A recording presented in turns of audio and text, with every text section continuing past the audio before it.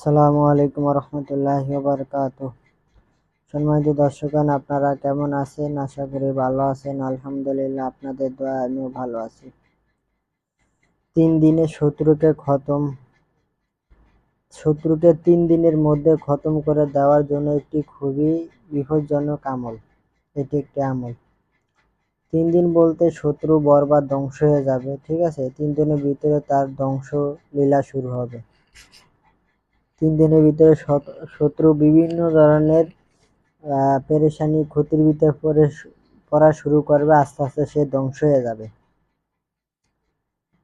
নিচের যন্ত্রটি লিখে শুধু বাড়ির পাথরের নিচে চাপা দিয়ে রাখুন, আর 3 দিনের মধ্যে শত্রুর নিজের চোখে দেখুন।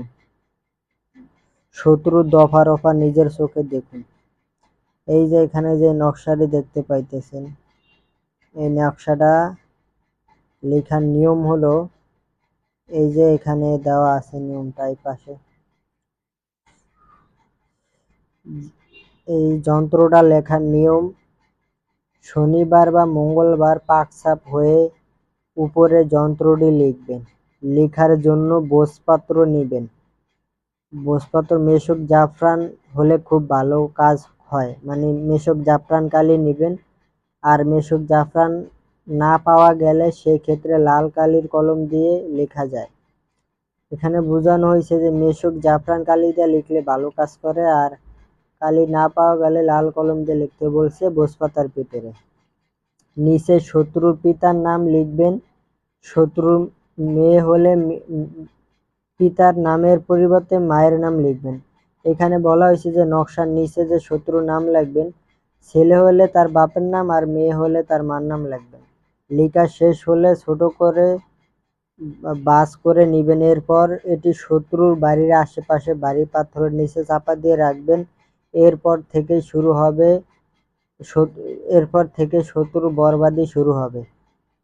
তো সম্মানিত দর্শকগণ, এই যে নকশাটি, এটা আপনি শনিবার বা মঙ্গলবার দিন ভোজপাতার উপরে লাল কালির কলম অথবা জাফরান কালি দিয়ে সাদা কাগজে লিখবেন। লেখার নিয়ম হলো, ছোট সংখ্যা থেকে বড় সংখ্যা যাবেন আগে। যেমন পুরা গড়গুলা 16টা গড় আঁকবেন। আঁকার পরে তারপরে এই 2 এর গড়ে 2 বসাবেন। তারপরে এই 3, ঠিক আছে? তারপরে হলো এই 5,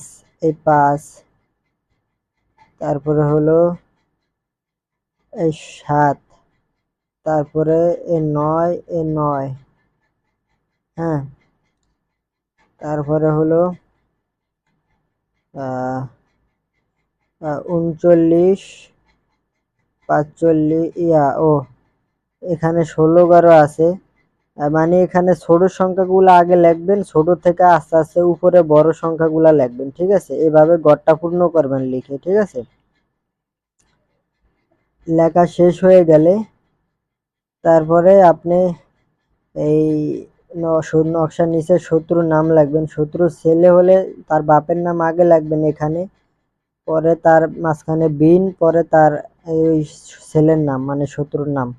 আর শত্রু যদি মেয়ে হয় তাহলে এখানে মেয়ের মার নাম, পরে মাঝখানে বিনতে, বর্ষকারে বি ন তয়কারেতে বিনতে লিখে তারপরে ওই শত্রু মেয়ের নাম লিখবেন এখানে। তারপরে এটা বাস করে শত্রুর যে বাড়ি আছে, বাড়ির আশেপাশে বাড়ি পাথর দিয়ে চাপা দিয়ে রাখবেন। এমন জায়গায় চাপা দিবেন কেউ চোখে যাতে না পড়ে, কেউ যাতে না দেখে, এবং বৃষ্টি কাতলা যাতে ভিজে না যায়, ঠিক আছে? এমনভাবে চাপা দিয়ে রাখবেন। তারপর থেকে শুরু হবে শত্রু বরবাদ, সে ধ্বংস হয়ে যাবে, ঠিক আছে? সে বিভিন্ন পেরেশানিতে পড়ে যাবে, তার অবস্থা খুবই খারাপ হবে। তো 3 দিনের ভিতরে শত্রুকে বরবাদ করার আমল দিলাম। তো এতটুকুই। আসসালামু আলাইকুম রহমতুল্লাহি বারাকাতুহু।